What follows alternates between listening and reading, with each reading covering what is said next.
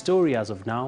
Having won one of the 2 licenses to operate in Ethiopia, one of the world's last closed-off telecom markets, a consortium led by Kenya's Safaricom says it is aiming to begin operations next year.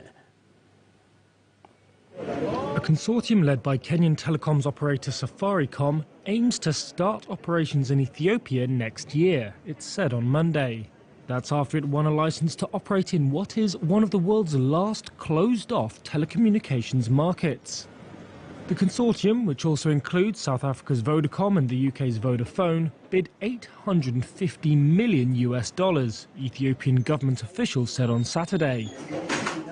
On Monday, the consortium said it would aim to start providing telecommunications services from 2022. Shares in Safaricom surged almost 7% on the news. In addition to the license fee, the consortium plans to invest $8.5 billion in infrastructure. Prime Minister Abiy Ahmed described that as the single largest foreign direct investment into Ethiopia to date. Ethiopia's communications agency said bidding would soon open for a second license. And the Ethiopian government is also preparing to sell a 45% stake in state-run mobile operator Ethio Telecom. Africa's second most populous country hopes that opening up the telecoms market will create millions of online job opportunities. Well, some interesting developments there on the telecommunications space. And of course, Safaricom's, that is the Ethiopian license, does not include a mobile money license, but a global system for mobile communications. Well, we want to cross over to our reporter, that is Brenda Kirubo, in the heart of the capital in Nairobi. Brenda, great news for the telecom industry. Perhaps why should the customers be excited about this news? Good afternoon, Abby. Of course, Lice, we are coming to you live from the Central Business District, and it is quite an exciting affair for Safaricom. We did hear the CEO speak shortly, immediately after, of course, they released that statement, and he was quite optimistic, indicating that the business, the new business, once it is operation in 2022, it will definitely complement what they have here in Kenya. Remember, Safaricom was set up about 20 years ago, and it has since created thousands of jobs and numerous solutions, especially when it comes to M-Pesa. Now, Abby, let me just walk you through the deal that was announced in the acquiring the Ethiopian license. Basically, it is a GSM license, which means that they are going to operate on a mobile connectivity platform, first and foremost.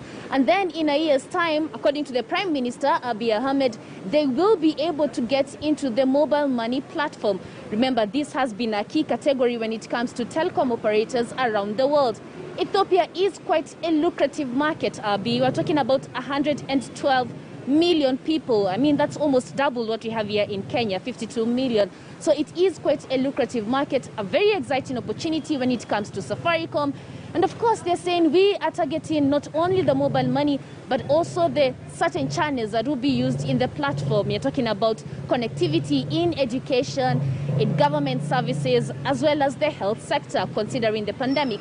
So it is quite an exciting affair when it comes to Safaricom, and it will only be a wait-and-see approach. Remember, we did see the shares surge by up to 7%, a sugar rush, you should say. But will the momentum hold? Concerns are still there in regard to repatriation of profits, and also will the Ethiopian government actually play safe? Will they be able to encourage more opening of the market, making it a level playing field, especially when it comes to their state operator, Ethio Telecom? All right. So, Brenda, looking at this development around the company, as you rightly put it, Ethiopia is quite an attractive market, and it's opening up thanks to the leadership in place. But how will this impact on Safaricom, considering very well that they'll still going to face some stiff competition from the existing operator down in Addis? Well, we did, of course, pose quite a number of questions in regard to that to the CEO who was speaking less than an hour ago. And he said that, yes, Ethio Telecom does have a head start when it comes to connectivity in the country. And at the same time, mobile money. They launched Telebir earlier this month, and they have put agents right across Ethiopia, Abi. And of course, they're coming at it full speed. So, I mean, definitely did say this is quite a head start for the state operator. But they're saying, hey, look, now that they have opened up the market, now that we're having more players coming in, it's definitely going to be a level playing field. And they're saying, and quoting the Prime Minister, Abiy Ahmed, who's quite optimistic in terms of liberalizing the economy. And he's saying that it's going to be open. It's going to be another market that you're going to tap into. And they are going to more or less replicate the kind of success that Safaricom has had on its home market here in Kenya to the Ethiopian market. That's exactly what they are hoping for. Having stakes in places like the health sector and the wider telecom sector, in education, and also even in agriculture. So they're saying the opportunities are immense. It's just about getting started, having the right infrastructure, having the right connectivity. Once they have this started, then going forward, it should be easy to rope in the mobile money and the other elements when it comes to telecom operations in the country. All right, Brenda, very extensive there. And finally, the big question is, will they be offering the mobile money in Ethiopia, and how soon is it likely to kickstart? You know, Abi, when it comes to Ethiopia, it's really not like what you're seeing in Kenya. When you come to Kenya, we have so many people who have access to these financial platforms. You can either go to the bank, you can either use your mobile phone. There are so many avenues when it comes to these financial platforms. But Ethiopia is quite controlled. You really don't have so many options. And at the same time, they are also state controlled. But right now, when they're coming in, it's going to create more or less a very good competitive environment.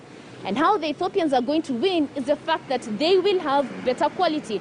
You can imagine if you have choices, you can either take Ethio Telecom, you can either take the one for Safaricom. I mean, choices definitely leads to competition, which hence leads to better quality. And at the same time, you know, Ethiopia is moving forward towards digitally, making itself mostly digital in the future. So definitely it is quite a ripe opportunity and very exciting. Remember, Ethiopia is one of the biggest economies when it comes to East and the Horn of Africa nations.